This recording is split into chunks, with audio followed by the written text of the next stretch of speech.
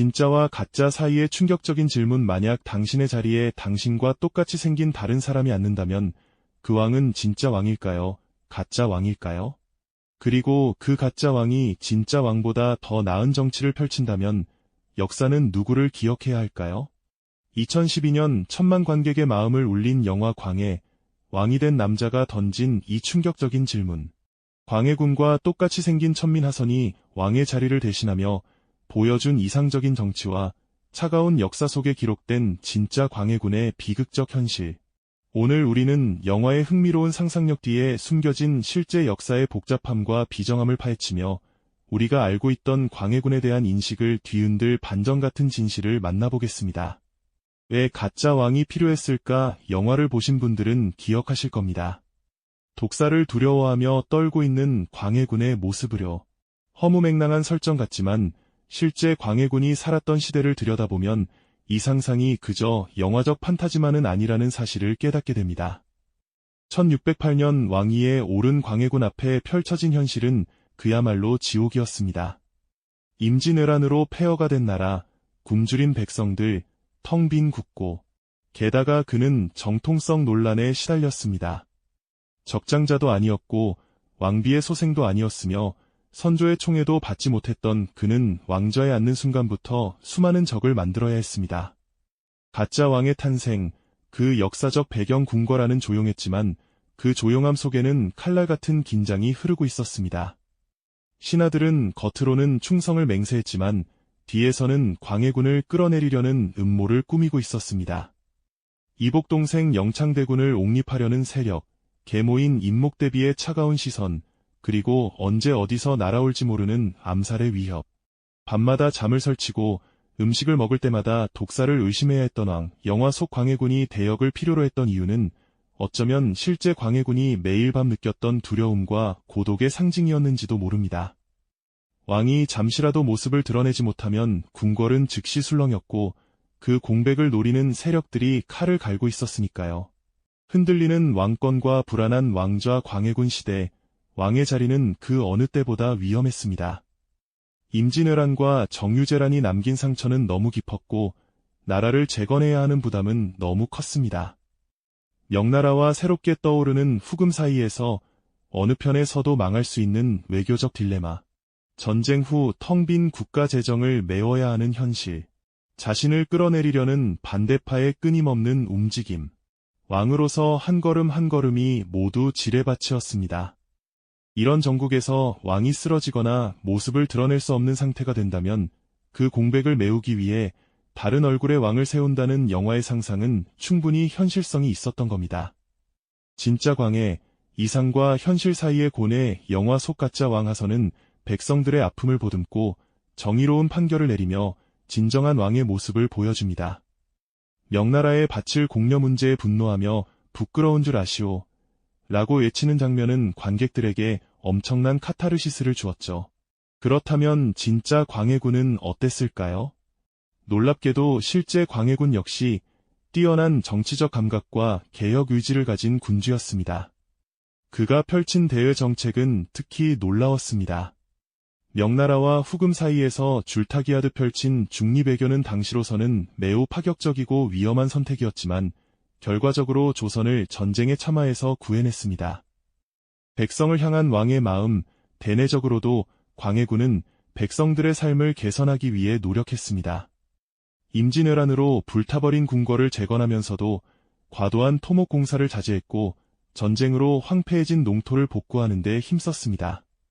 대동법을 확대 시행하여 백성들의 조세 부담을 줄이려 했고 허준에게 명하여 동의보감을 완성시켜 백성들의 의료 환경을 개선하려 했습니다. 영화 속 가짜 왕이 보여준 백성을 향한 따뜻한 마음은 실제 광해군이 꿈꿨던 이상이기도 했습니다. 하지만 현실은 영화처럼 아름답지 않았습니다. 피로 얼룩진 왕좌의 비극 왕권을 지키기 위해 광해군은 스스로도 원치 않았을 비극적인 선택들을 해야 했습니다. 1614년 그는 자신의 이복동생 영창대군을 죽음으로 몰아넣었습니다. 겨우 8살의 어린 대군이었습니다. 그리고 자신의 계모인 임목대비를 폐위시켜 서궁에 유폐했습니다. 영창대군을 옹립하려는 세력은 실제로 존재했고 그들은 광해군을 제거하려는 음모를 꾸미고 있었습니다. 왕자를 지키기 위해, 나라를 지키기 위해 광해군은 자신의 가족을 희생시켜야 했습니다. 그날 밤 왕의 손은 피로 얼룩졌고 그의 마음은 영원히 무너졌을지도 모릅니다. 영화 속 가짜 왕이 피를 묻히지 않으려 안간힘을 쓰는 장면과 실제 광해군이 피를 피하지 못한 역사가 선명하게 대비됩니다. 이상과 현실의 괴리. 영화 속 가짜 왕은 왕실의 피를 한 방울도 물려받지 않았지만 진짜 왕보다 더 왕다운 모습을 보여줍니다. 백성들의 고통을 외면하지 않고 불의한 명령을 거부하며 진정한 정의를 실현하려 했습니다. 반면 진짜 왕 광해군은 왕의 자리에 있지만 두려움과 의심에 사로잡혀 스스로를 잃어갑니다. 이상적인 군주의 모습과 실제 역사의 비극적 현실 사이의 괴리. 광해군은 분명 백성을 생각하는 마음이 있었지만 그 마음을 온전히 실현하기에는 현실의 벽이 너무 높았던 것입니다. 권력의 민낯. 영화 속 인물들의 실제 그림자. 이제의 시선을 왕에서 왕 주변 인물들로 돌려보겠습니다. 영화 속 도승지 허균은 왕을 설계하고 가짜 왕을 데려오고 이상적인 정치를 꿈꾸는 조력자로 등장합니다. 실제 허균은 조선시대를 통틀어 가장 파격적인 사상가 중 한 명이었습니다. 홍길동전의 저자로 유명한 허균은 신분제를 강하게 비판했고 모든 백성이 두루 편안해야 한다. 는 혁신적인 생각을 글로 남겼습니다.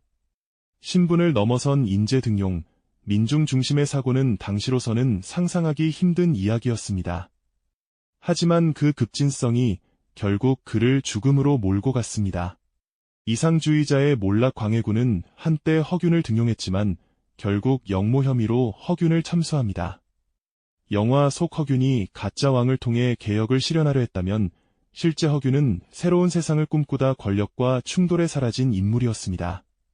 이상이 너무 앞서가면 그 이상을 담아낼 그릇이 깨져버리는 법입니다. 허균의 죽음은 광해군 시대의 한계를 보여주는 상징적인 사건이었습니다. 개혁을 꿈꾸던 왕과 신하, 하지만 그들을 둘러싼 현실은 너무나 차가웠던 것입니다. 충성과 배신 사이. 영화 속 신하들은 왕 앞에서는 충성을 맹세하지만 뒤돌아서면 칼날 같은 눈빛으로 서로를 견제합니다. 실제 조정도 다르지 않았습니다. 대북, 소북, 서인으로 갈라진 당파들은 각자의 이익을 위해 광해군을 지지하기도 끌어내리기도 했습니다. 충성 맹세를 올리는 손 아래로 숨겨진 서찰이 오가고 밤마다 비밀 모임이 이어집니다. 왕이 진짜냐, 가짜냐를 따지기 전에 그 주변을 둘러싼 권력의 민낯이 훨씬 더 추악했던 시대였습니다. 영화가 보여주는 왕은 하나의 얼굴일 뿐 진짜 권력은 그 뒤에 있다는 메시지는 실제 광해군 시대의 권력 구조와도 깊게 맞닿아 있습니다. 역사는 누구의 편인가? 1623년 인조반정이 일어났습니다. 서인 세력이 쿠데타를 일으켜 광해군을 폐위시킨 것입니다. 왕좌에서 끌려내려온 광해군은 유배지로 향했고 그곳에서 19년을 보낸 뒤 쓸쓸히 생을 마감했습니다.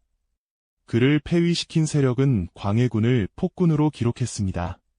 동생을 죽이고 어머니를 유폐한 패류나 명나라를 배신한 배은망덕한 왕으로 낙인 찍었습니다. 조선왕조실록에 기록된 광해군의 모습은 참혹했습니다. 하지만 역사는 고정되지 않습니다.